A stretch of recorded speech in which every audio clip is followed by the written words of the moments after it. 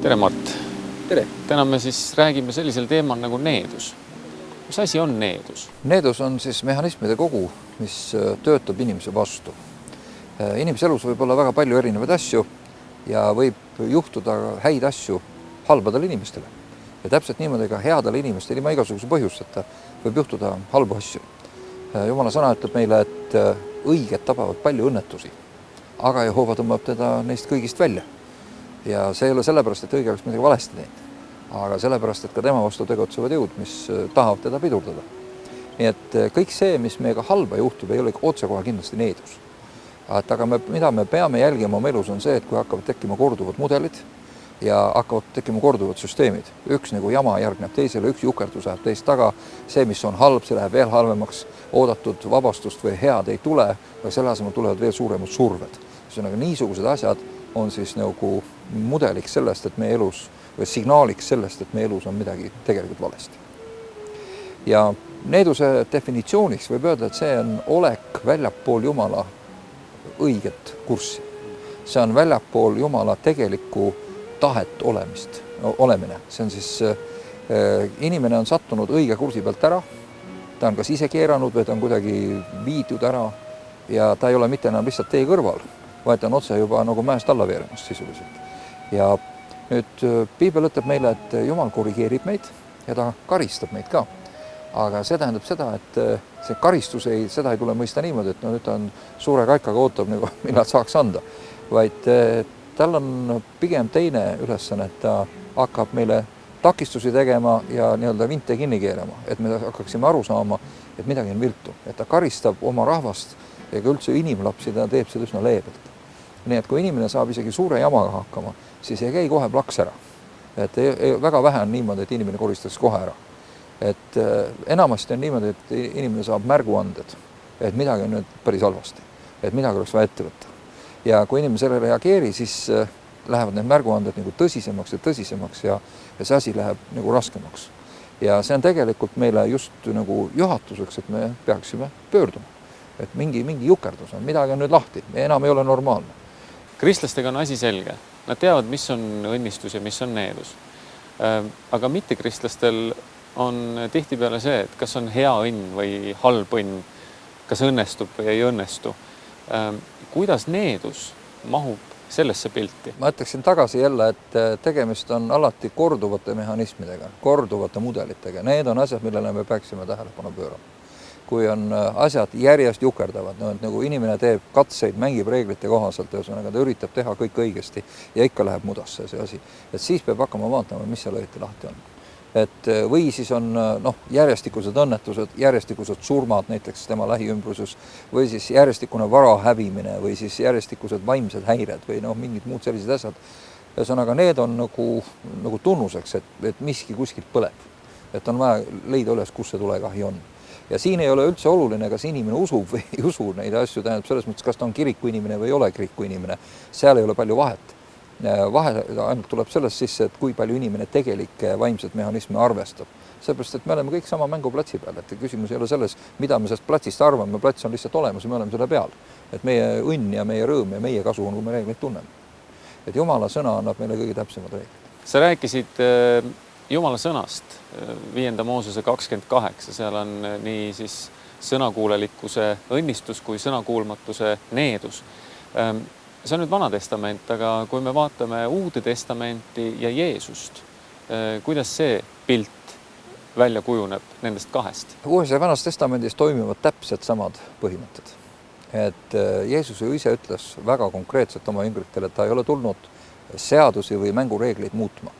Ta on tulnud neid seadusi täitma ja mängureegleid nagu kinnitama, et need on samad reeglid. Mida ta on tulnud ka kristlastena ja inimestena meile andma, ta on teinud meid võimeliseks mängima õigete reeglite kohaselt. Ja ta on tulnud võtma meilt ära reeglite rikkumisest ehk patust tuleneva karistuse. Ja nüüd, kui inimene hakkabki nagu vaatama ja nagu jälgima, mis tema elus siis on, siis ta vajab millegi alusel mingit kriteeriumi, mille alusel ma hakkan mõõtma, kas see on õigesti või valesti. Ja nüüd ta tulebki minna Jumala sõna juurde. Ja ta võib otsida endale näiteks vaimuliku abiliseks ja teinekord ta leiab mõne väga armsa, toreda ja pädeva inimese. Aga teinekord ta satub inimese juurde, kes ise ka ei saa päris hästi aru, mida ta teeb ja miks ta teeb. Ja sellepärast ka vaimuliku nõuanded, neid tasub alati üle kontrollida, neid tasub alati küsida ka igaks üks teise või kolmanda vaimuliku käest, sellepärast et juhtub, me ei tea, kelle otsa me, kuidas me satume. Et tasub vaadata ka vaimuliku enda elu ja kõike muud niisugust asja. Aga igal juhul kõige suurem kõrgeim autoriteet on meile kirjutatud Jumala sõna. Ja tasub vaadata teisi tõlkeid, teisi keeli, igaks juhuks otsida nende käest, kes asja rohkem tunnevad, mida see või teine tõlge siis ikkagi täpselt sisuliselt ütleb ja veenduda ise, nii nagu ütleme pangaga lepingut tehes, et ma veendun, mis seal väikses kirjas all on kirjas, eks ole, et ma ei usalda seda, et see on kõik teie kasuks ja ikka me teie jaoks üldse eksisteerimegi. Tegelikkus on see, et nad ikkagi sinu jaoks ei ole, sina oled ikka nende jaoks pandud tööle. Ja on oluline, et me nagu saaksime sellest õigesti pidi aru, sest Jumal ei järgi inimeste jutte, vaid ta järgib omaenda asetatud seadusi, omaenda sätestatud reegleid. Ja neid reegleid on eluliselt tähtis tunda. Ja selleks on siis vaja vaadata seda Jumala sõna kaarti. Ja kui näiteks 5 Moosese 28, seal on 2 asja, seal on sõnakuulelikkuse õnnistus ja sõnakuulmatuse needus. Ja kui sa nüüd näed, et sinu elus on need nähtused, mis on sõnakuulmatuse needuses, siis see ütleb sulle, et sa oled ära hiksinud, sa oled vale koha peal. Ja nüüd 5 Moosese 30. peatükk ütleb, mida sa pead tegema, et tagasi tulla. Ja ta ütleb, et sa pead kõigepealt sõnad, Jumala sõnad võtma endale südamesse. Sa pead need endale jaoks oluliseks muutma, sa pead hakkama aru saama, mida nad tähendavad, mida nad teevad ja mis see üldse on. See peab sulle reaalselt tähtsaks muutuma. Ja siis järgmisena ütleb see 30. peatükk, et sa pead pöörduma tagasi Jumala juurde ja kuulama tema häält kõiges. See on siis osalisest pöördumisest on ka ainult osaline kasu. See ei peata. See ei muuda saatust, ei peata nagu rulli. Ühesõnaga, needus on see tegelikult olukord, kus inimese enda tekitatud jamade tagajärg, budistid ütlevad nagu karmavõlg, ajab sind taga nagu suur lumepall. Ja see on huvitav, et seadus 5 Moosese 28 ütlebki just seda, et õnnistus ajab sind taga ja ka kõik need needused ajavad sind taga ja saavad su kätte lõpuks. Et vastavalt su tegudele, et kõik, mida me teeme, on siis külv või lõikus ühel või teisel viisil. Ja kui me siis näeme, et 30. peatükk instrueerib meid, et selline pall ajab meid taga, nüüd ma võtan selle palli kohased asjad ja lähen siis võtan need sõnad südamesse, pöördunud Jumala juurde ja alistun temale kõiges. Mitte siis osaliselt, vaid mitte ainult selles asjas või teises asjas, vaid kõiges kogu elus. Ja ta ütleb ka, mismoodi see käima peab, et see on kõigest oma südamest ja kõigest oma hingest, sina ja su lapsed, see näeb terve su elu, eks ole. Ja nii edasi. Ja siis, kui see niimoodi on tehtud, siis ütleb Jumala sõna seadus, et siis pöörab Jumal su saatus ja halastab su peale. Ja nüüd hakkavad jukerdused tagasi pöörduma, kõik pöörab äkki heaks. See, mis pidi kukkuma sulle kaela, osutub äkki lendutõusvalt ära lendavat ja muutuvad millekski paremaks, eks ole. Keegi äkki otsib üles sinu kohtuasja ja ütleb, kuule, aga sulle tehti ülekohut. Nii ei tohi inimesega teha. Selgub, et selles kohas, kus üldse õiglust olemaski ei ole, sinu jaoks on äkki õiglus olemas. Ja kõik ei loe ei mingi korruptsioon, ei loe ringkäendus, ei loe maksmine, mitte midagi ei loe. Kõik äkki sinu asjad võetakse üles ja Piibel ütleb, et ta toob su tagasi sellele, mis oli kunagi sinu pärand, sinu esiisade pärand ja osutub, et sina pärit selle. See ei ole öeldud, et sina võitled selle endale välja, vaid on öeldud, et sa osutud olevat jälle omanik. Äkki kuidagi asjad pööravad nii, et oled omanik. Ja siis ta teeb sulle head ja järgmisena, mida ta ütleb, et ta lõikab ümber su südame. Aga see on otsene viide uuesti sünnini, Uuele Testamendile. Et ta muudab sind sisemiselt, et sa armastaksid Jumalat, et sa võiksid elada üldse, et su elu võiks tegelikult hästi minna. Et saatuse muutumisel, needuse peatamisel on see täielik alistumine Jumalale absoluutne nagu tingimus. Sellest ei saa üle ümbert. Et kui osaliselt, panen näiteks, nagu mõned inimesed löön kellegi maha, vihamehe või võistleja või midagi iganes, ja siis lähen panen Nevski katedraalis küünla näiteks. Nüüd on mul nagu okei, et võin järgmise maha lüüa, siis jälle järgmise küünla tuua. Et see on nagu räige enesepettus, et sellest ei piisa. Sa mainisid Jumalale alistumist. Defineeri seda natukene. Mida see tähendab? See tähendab tegelikult enesele elamise lõpetamist. See tähendab, et mina ei aja enam taga seda, mis mulle meeldib, vaid ma küsin esimest korda oma looja käest või mitmendat iganes siis korda, ma küsin, et räägi, issand, su sulane kuulab. Et ma tegelikult alistun ja tahan nüüd kuulata, mida sina ütled minu elu kohta, mida ma oma eluga üldse olema pean või tegema peaksin, kes ma peaksin olema, mida ma peaksin tegema, mida sa tahad, et ma teeksin. Sina oled mind siia loonud, ma olen sinu tegu, ilma sinuta ma siin ei oleks. sa oled mind asetanud siia mänguväljakule, eks ole, ma siin nagu istun, mida sa tahad, et ma teeksin, ma olen siin ilmselgelt mingi põhjusega, mida sina ütled, et ma pean tegema, kuidas, millisena, kelleks ma pean saama, missuguseks, mis kujuliseks ma peaks muutuma, mida ma kindlasti ei tohi teha ja mida ma kindlasti peaksin tegema. Iga inimese elul on mingi otstarve, ei ole kedagi, kelle elul ei ole otstarvet.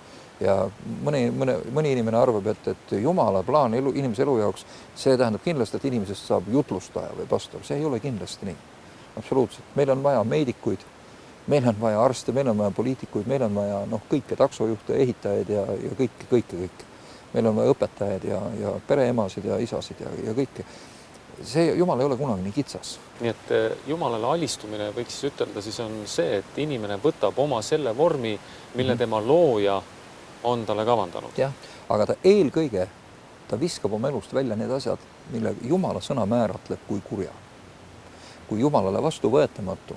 Ja see on lihtne, see on vale, rüvedus, ülekohus, eks ole, teesklemine, ligimisele kurja tegemine, talle halva kavatsemine, eks ole, ebaõiglus, eks ole, kellegi õiguse äravõtmine või kõik muud niisugused asjad. Need on üldised asjad, see on see kõige lihtsam ABC, see ei ole keeruline. Ühesõnaga, ja inimene pühendab siis oma edasise elu südamest ja kõigest hingest siis selle tegemisele, mis on õige. Et tema eluvili võiks olla see, mille kohta Jumal ütleb, vot see on õige, see on hea, see on hästi tehtud. Aga kui inimene ei saa lahti petmisest, valetamisest, tagarääkimisest, mida siis teha? Ja siin tuleb appi ka see, et Jumal tõepoolest pakub meile Kristuses uus sündi. Sest et me ei pea tegema ainult seda, et me üritame kuidagi seda vana inimest paremaks muuta. See võib natukene õnnestuda, aga mitte lõplikult ja kvaliteedi vahet ta ei saavuta. Me võime selle lubjata üle selle haiseva asja, aga ta ikkagi haiseb selle all edasi. Jumal tahab kapremonti, ta tahab uut loodut, ta tahab vana hävitada, ta tahab uue luua. Ja ta loob seda oma sõna alusel, oma püha vaimu läbi meie sees. Et see on lunastus, see on uuesti sünd. Jeesus ütles, et kui keegi tahab taevariiki pääseda, siis ta ei saa ilma uuesti sünnita sinna sisse. Et kiriku liige olemisest ei piisa, kursuste läbimist ei piisa, ristimisest ei piisa, talitusel osalemist ei piisa. Headest tegudest ei piisa.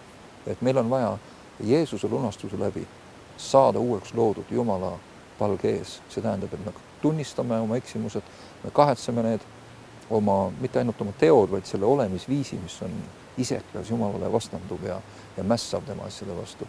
Ja me alistume talle, kahetseme oma kurja, heidame need kurjad teod enda elust välja, see tähendab aktiivsed otsuseid ja valikuid. Ja siis alistume talle ja nüüd edaspidi otsime tema tahet ja alistume sõna kuulelikkuses. Paulus ütleb ka, et meid on kutsutud usu sõna kuulelikkusele Kristuses. See ei ole lihtsalt nii, et me peame nagu mõistma seda, selle alistumise peatüki all, et meie ei ole, Jumal ei ole siin meie elu paremaks tegemiseks või kuidas mõtlen, Jumal ei eksisteeri meie jaoks, me eksisteerime tema jaoks. Et Jumala ülesanne ei ole anda meile ilus, rikas, kena, õnnelik elu kohe nüüd minu tingimustel. Ja kui see nii mulle ei meeldi, mis sa pakud, siis ma lähen näiteks ära kuradi juurde ja vaatan, mida tema pakub. Et see ei ole üldse nii, vaid Jumala positsioon on see, et ta on kõige valitseja. Ja meie oleme tema liivakastis. Ja kui me tahame asju õigeks saada, siis meil tuleb hakata küsima, Jumal, mida sa tahad, et ma teeks. Et see on, et muna ja kana peavad oma õige positsiooni leidma. Et tema on ikkagi kana ja mina olen muna. Inimese elus on needus. Mida siis teha, et sellest vabaneda? Tal on võimalik tulla Kristuse juurde. Tal on võimalik tulla ja lahutada ennast kõigest sellest, mis on selle põhjustanud. Tal on võimalik appelleerida Kristuse verele, tal on võimalik appelleerida Jumala armule ja tal on võimalik lasta enda eestpalveid teha, ise pöörata ennast kõigest ära ja lahutada oma saatus sellest üldisest, mis on. On võimalik lõigata läbi veresidemed lausa palves ja alustada nagu endast uut suguvõsa täiesti. Ühesõnaga, sest et Jumala sõna ütleb ka, et ehkki needus kandub põlvkondade kaudu üle ja ta mõjutab meid, ometigi on nii, et isa ei pea kandma poja süüd ja poeg ei pea kandma isa süüd. Et isa tegi mingi kohutava jama, eks ole, poeg ei ole selles süüdi, aga ei ole, ometi on ju nii, et see, mis isa elus on, see paratamatult mõjutab mingil määral poega. Aga see ei tähenda, et poeg ongi selle all kinni. Pojal on valikuvabadus. Ja kui tema muudab oma kurssi ja teeb seda, mis on õige, Jumala sõna ütleb Hesekieli raamatu 18. peatükis, et ta jääb elama. Pojaga ei lähe nii, nagu isa on teinud seda. Nii et see on väga tähtis. me rääkisime ennem siin Jumala seadustest ja selle, kui eirad neid seadusi, siis sellele järgnenud needus. Nüüd aga inimese poolt teisele inimesele pandud needus. Kas üldse selline asi on olemas? Ja kui on, siis kuidas sellest vabaneda? Selline asi on olemas ja täiesti kindlasti on see eksisteeriv nähtus ja seda kasutatakse päris palju. Naised panevad oma võistlejatele igasuguseid jamasid kaela, et saada mingit meest või poissi kätte ja see on palju levinum, kui me üldse arvame. Konkurente äris pannakse kohtuistungeid ja seal esinejaid mõjutatakse ja igasuguse nõidumise, lausumise ja niisuguse asjaga tegeldakse päris palju ja needmisega ka. Siin on oluline meeles pidada paari asja. Esiteks, et kõik, mida inimene teeb, on külv. Kui sa paned teisele sellise käru, siis see tuleb sulle endale vastu. Jänkidel on tore ütlemine, et what goes around comes around. Et mille sa välja saadad, see veereb su enda peale tagasi. Nagu bumerang. Nagu bumerang, tuleb tagasi. Ja sa ei saa valida millal ja kus. Teiseks on see, et Jumala sõna ütleb selgelt, et õige on täiesti kaitstud. Talle võib ebameeldivuse tekitada, aga teda ei saa tegelikult tõsiselt kahjustada. Jeesuse veri on selline kaitse, õigsus on kaitse. Jumala sõna ütleb, et rahast ei ole kasu vihapäeval, aga õigsus päästab surmast. Siis on veel selline tore asi, et Jumala sõna ütleb meile, et teenimata needus on nagu lind, mis ei leia pesa. See ei lähe täide. Et kui sa oled õige, sinu süda on puhas, siis sa ei pea kartma mingit needust. Isegi kui keegi lauseb ja nõiub, sa näed, et midagi toimub ja tunned, et midagi ebameeldivalt on, lihtne palve aitab selles asjas, eks ole. Ja nüüd, kui selline asi on, et tõepoolest sa tunned aktiivset rünnakut, siis tõenäoliselt oled sa ise oma kaitse, sa oled Jumala kaitset välja läinud, sa oled oma kaitse kuidagi lahti teinud, sa oled teinud midagi, mida sa ei peaks tegema. Lõpeta see tegevus, katkesta need sidemed või suhted ja see jama ei pääse enam sinu. Ja nüüd, kui on mingi tõsisem nõidumine või niisugune tõsine rünnak on ette võetud, mida on võimalik organiseerida, siis nüüd tõeline põrgu kallal on. Siis on vaja väepalvet. Siis on vaja, et Jumala sulased, Jumala rahvas. See ei pruugi preestrid olla, võivad olla lihtsalt koguduse liikmed, aga nad peavad tundma Jumala väge. Nad peavad teadma, kuidas palvetada, mida palvetada. Nad peavad tundma vaimulikku sõjapidamist. Need saavad palvetada ja nad saavad selle asja murda sinu pealt. Nii et igal juhul valgus on iga kell kõvem kui pimedus. Nii et pimedust ei maksa karta selles küsimuses. Aga sellised asjad on olemas ja Jumal on oma rahvale andnud väga selge korralduse. Õnnistage, ärge neetke. Et meie peame oma suud, oma sõnu ja oma väge ja meelevalda kasutama õnnistamiseks, mitte neetmiseks.